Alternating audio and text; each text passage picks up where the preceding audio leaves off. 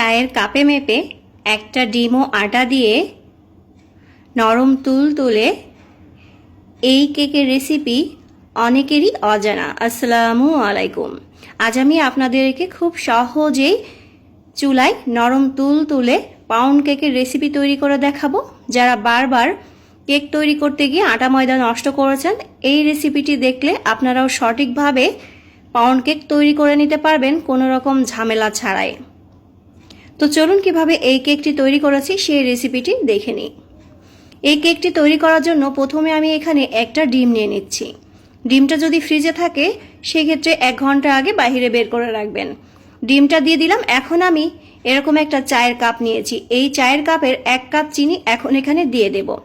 অনেকের কাছে measurement cup থাকে না, সেই জন্য আজ আমি চায়ের কাপে মেপেই আপনাদের এই কেকটি তৈরি করে দেখাবো খুব সহজেই। এখন ডিম আর চিনিটাকে খুব ভালো করে মিশিয়ে নিতে হবে। অনেকেই বলে আপনার রেসিপি হুবহু দেখে আমি ফলো করে কেক বানিয়েছি, কিন্তু আমার কেক আপনার মতো হয়নি। তো আপনাদের কেকটা না হওয়ার একটাই কারণ যে কিছু কিছু টিপস আছে আপনারা সেটা ফলো করেন না। এই আমি মিক্স করছি, এটাকে 5-7 মিনিট খুব ভালো করে মিক্স করে নিতে হবে, তা না হলে আপনার কেক কখনোই পারফেক্ট হবে না। খুব ভালো করে এটাকে ফেটিয়ে নিতে হবে 5 থেকে 7 মিনিটের মতো। সবার ঘরে কিন্তু ইলেকট্রিক বিটার থাকে না, সেই জন্য এই হ্যান্ড উইক্স দিয়েই আমি তৈরি করে দেখাচ্ছি। একই কাপেরই আমি 1/2 কাপ সয়াবিন তেল দিয়ে দিলাম, দিয়ে আবারও খুব ভালো করে মিশিয়ে নিচ্ছি। এই ছোট ছোট টিপসগুলো আপনারা ফলো করবেন, দেখবেন আপনারা প্রথমবারে একদম পারফেক্ট কেক তৈরি করে নিতে পারবেন। তো এই যে খুব ভালো করে মিশিয়ে নিয়ে এখন সেই একই কাপেরই 1 কাপ কুসুম গরম দুধ এখানে আমি দিয়ে দিলাম। বেশি গরম দিতে যাবেন না, তাহলে কিন্তু এই ডিমটা ফেটে যাবে, তাহলে কেকটা আর ভালো হবে না। তো ডিমটা আর এই দুধ তেল একসাথে খুব ভালো করে মিশিয়ে নিতে হবে। তো আমি আবারও 2 মিনিটের মতো খুব ভালো করে একটু ফেটিয়ে নিচ্ছি। এখন এখানে আমি দিয়ে দিচ্ছি একটা লেবুর রস। তো অনেকেই বলে যে আপু আমার কাছে ভ্যানিলা এসেন্স নেই, আমি কি দেব? তো আপনারা লেবুর রস দেবেন, চাইলে লেবুর খোসাটাকেও গ্রেট করে দিতে পারেন, তাহলে আর ডিমের গন্ধ বের হবে না, আর কেকটাও খেতে অনেক বেশি মজার হবে। আবার খুব ভালো করে মিশিয়ে নিলাম। একটা লেবুর রস সব এখানে আমি দিয়ে দিয়েছি। এখন খুব ভালো করে মিক্স করে নিতে হবে আবারও। তারপরে এখানে আমি একটা চালনি নিয়ে নিচ্ছি আর নিয়ে নিচ্ছি 2 কাপ আটা।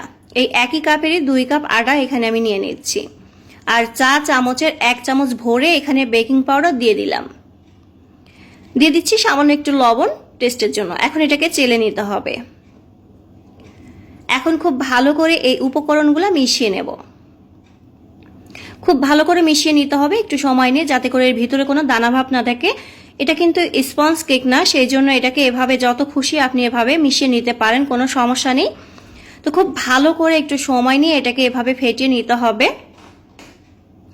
আজকের এই কেকের রেসিপিটি যদি আপনাদের ভালো লেগে থাকে অবশ্যই একটা লাইক দিতে ভুলবেন না, আর ফ্যামিলি অ্যান্ড ফ্রেন্ডের সাথে অবশ্যই শেয়ার করবেন। আর আপনারা কোন ধরনের রেসিপি দেখতে চান সেটা কমেন্টে জানাতে পারেন।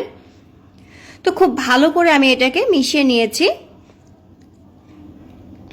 আর আমি কিন্তু আগে থেকেই চুলার পরে একটি পাতিল বসিয়ে দিয়ে প্রিহিট করতে রেখে দিয়েছি ঢাকনা দিয়ে ঢেকে। তো এখন একটা আমি স্টিলের বাটি নিয়ে নিচ্ছি। তো আপনারা যে কোনো বাটি অথবা কেকের মোল্ড নিয়ে নিতে পারেন। আর একটা লেখালেখির কাগজ আমি কেটে নিয়েছি, আর বাটির ভিতরে একটু তেল দিয়ে খুব ভালো করে আমি হাতের সাহায্যে একটু লাগিয়ে নিচ্ছি চারিপাশে। তারপরে কাগজটা দিয়ে উপরে আবার ওই হাত দিয়ে তেলটা খুব ভালো করে লাগিয়ে দিলাম কাগজের উপরে। এখন ব্যাটারটাকে উপর থেকে ঢেলে দিতে হবে। ঢেলে দিয়ে এই বাটিটাকে খুব ভালো করে একটু ট্যাপ করে নিতে হবে, যাতে করে এর ভিতরে কোনো বাবলস ক্রিয়েট না হয়, সেই জন্য খুব ভালো করে এটাকে আমি এভাবে ট্যাপ করে নিয়েছি। আর চুলার পরে কিন্তু এই যে আগে থেকেই একটা কড়াই বসিয়ে দিয়েছিলাম বা হাঁড়ি বসিয়ে দিয়েছিলাম। তো এই যে এখন লেখালেখির কাগজ দিয়ে দিচ্ছি 3টা, তার উপরে একটা স্ট্যান্ড বসিয়ে দিচ্ছি। এখন এই কেকের মোল্ডটা আমি এর উপরে দিয়ে দেব, দিয়ে ঢাকনা দিয়ে ঢেকে দেব 1 ঘন্টার জন্য। কেকটা 45 মিনিট পরে আপনারা চেক করে দেখবেন, যদি 1 ঘন্টায় না হয় সেক্ষেত্রে আপনারা চুলার পর আরেকটু রেখে দেবেন। চুলার জালটা ঠিক এমন থাকবে। তো 1 ঘন্টা পরে আমার কেকটা মাশাআল্লাহ দেখতে পাচ্ছেন কত সুন্দর ফুলেছে, আর খুব সুন্দর একটা কালার কিন্তু চলে এসেছে। একটা টুথপিকের সাহায্যে আমি একটু চেক করে দেখছি। দেখুন একটা কাঠি দিয়ে দেখলাম একদম ক্লিন এসেছে, তার মানে কেকটা হয়ে গিয়েছে। এখন এই কেকটাকে আমি নামিয়ে নিচ্ছি। অনেকেই বলে আপু এভাবে দিলে হাঁড়ি পুড়ে যাবে না। না, হাঁড়ি পুড়বে না। দেখুন আমি একটু দেখিয়ে দিচ্ছি, কাগজটা একটু পুড়েছে, এই যে নিচের পাশটা এভাবে পুড়েছে, উপরে কিন্তু এখনো পুরোপুরি পোড়েনি, আর কড়াইয়েরও কিছুই হয়নি। তো এই যে নামিয়ে নিয়েছি, এখন গরম অবস্থায় আমি এটাকে কেটে নেব। সব সময় আমি বলে থাকি যে আমি কেক বানালে আমার মেয়ের জন্য আমাকে মানে গরম থাকা অবস্থায় কেকটাকে কেটে নিতে হয়। তো আপনারা একটু ঠান্ডা করে কেটে নেবেন, তাহলে পাশের অংশগুলো আর এভাবে ভেঙে যাবে না।